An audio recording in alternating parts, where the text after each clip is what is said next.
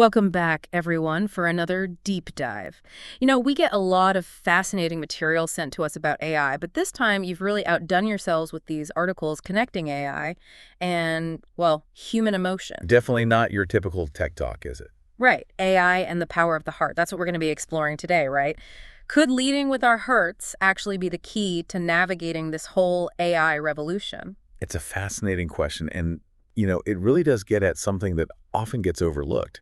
We can get so caught up in the technical aspects of AI, the algorithms, the processing power. All the nuts and bolts. Exactly. hmm But your sources remind us that this isn't just about building smarter machines, it's about understanding what makes us fundamentally human. And I have to say, when I saw this article in Forbes by Adriana Rosales, I was instantly hooked. I mean, you don't see a lot of tech articles focusing on the power of the heart. It is refreshing, isn't it? It really is. Yeah. So what stood out to you from this piece? Well, she starts by quoting Dr. Kai-Fu Lee, who, as you know, is a leading voice in the world of AI. And he says something really profound. He suggests that AI might help us to understand ourselves better, not by replicating our minds, but by freeing us to focus on love. Wow. I mean, that's a pretty big statement, right? It is, and it might seem counterintuitive at first, but it speaks to this very core human need to connect, to love, even as technology advances at this breakneck pace. It's like in a world that's constantly striving for optimization, efficiency, are we losing sight of what truly makes us human? Those things like love and compassion. And Rosales doesn't just stop at this philosophical level. She brings in some hard science too, right? Oh, yeah, she dives into the whole heart-brain connection. And this is where things get really interesting. Apparently, back in 1991, this doctor, J. Andrew Armour, he discovered what he called the heart-brain. The heart brain. Yeah, essentially, the heart has its own complex network of neurons, and this network actually sends more signals to the brain than the brain sends to the heart. You're blowing my mind right now. I know, right? It's not just that the brain is in control, sending signals to the heart. It's this two-way street. That really challenges the traditional view of the heart as just passively reacting to emotions dictated by the brain. For sure. It seems to suggest this much more intricate relationship where the heart plays a very active role in how we experience the world, even in shaping our thoughts and perceptions. It's amazing to think about, and Rosales brings it back to AI by highlighting some really compelling examples. Like? Well, take Henry Markram, for example. He's a neuroscientist leading this hugely ambitious project called the Blue Brain Project. It's this massive attempt to simulate the entire human brain using supercomputers. That's right, I've heard of that. And what do you think his main motivation is for taking on this incredible challenge? I don't know.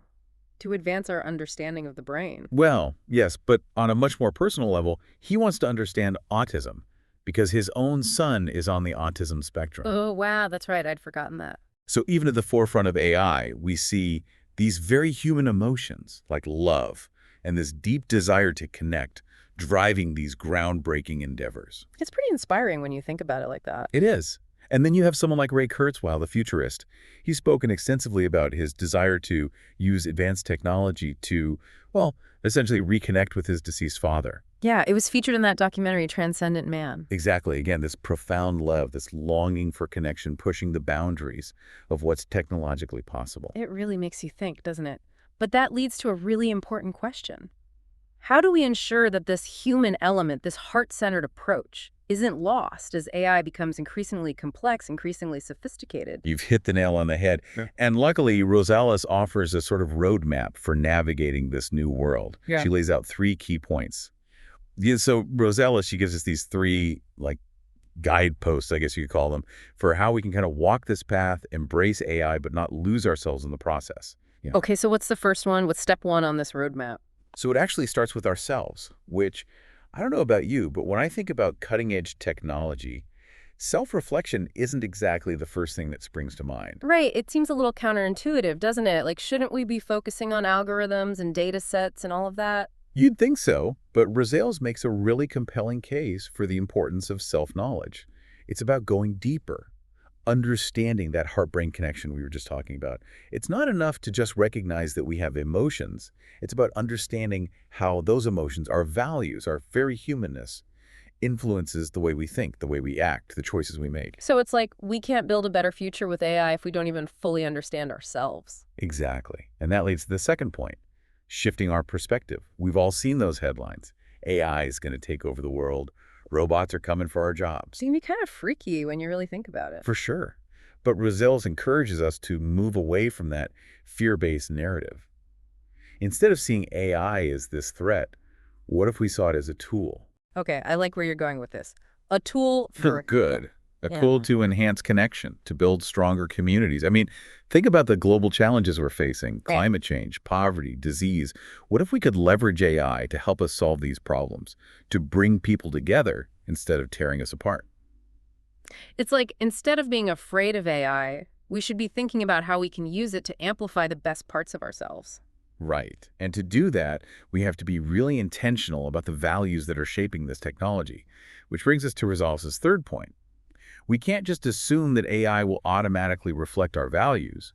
We have to prioritize them at every step of the development process. So that means love, empathy, compassion, all of those things need to be factored into the equation. Exactly. It's not as simple as programming love into a machine, but it starts with awareness, asking the right questions like, what problem are we trying to solve with this technology? And how will this impact people, relationships, society as a whole? So it's less about the what of AI and more about the why. And the how. How do we ensure that this incredibly powerful technology is aligned with our values, with the kind of future we want to create? It's going to take constant reflection, open dialogue, and, yeah, probably a little bit of course correction along the way.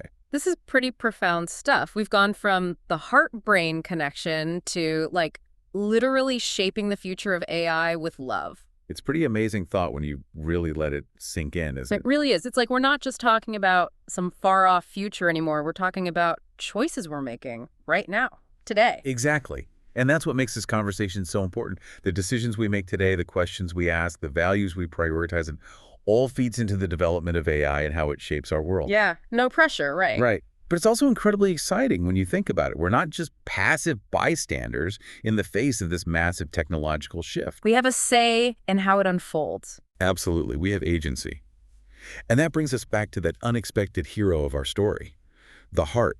It's not just about cold, hard data and algorithms. It's about infusing this technology with our humanity, with our capacity for love, empathy, connection.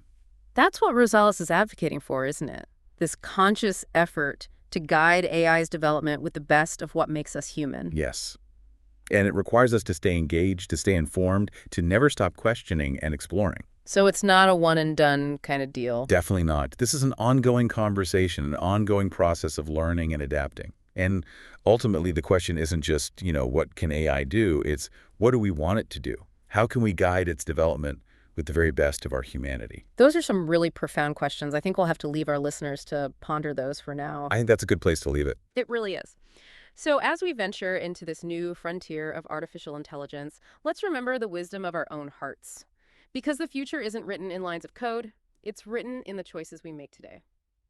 And that's it for our deep dive on AI and the power of the heart. Until next time, keep asking the big questions.